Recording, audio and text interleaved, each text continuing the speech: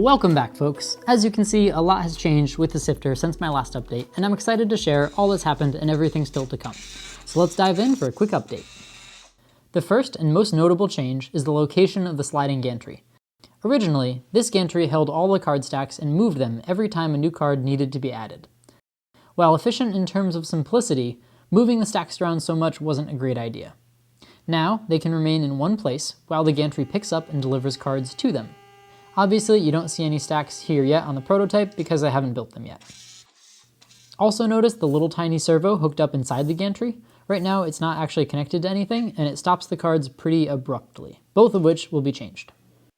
Moving on, another big difference is the control system.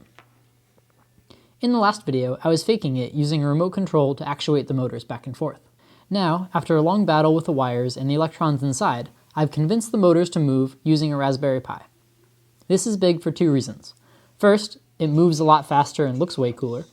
And second, the Raspberry Pi will be controlling all of the logic for the card sorting, so it's necessary. So far, it only has a homing feature and an automatic emergency shutdown if the limit switch is ever unexpectedly pressed.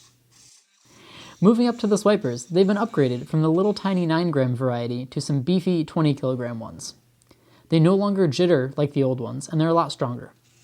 The arms also look a bit different to accommodate the limit switches installed up here. My tolerances admittedly aren't great, so they fit a bit loose right now, but that'll change.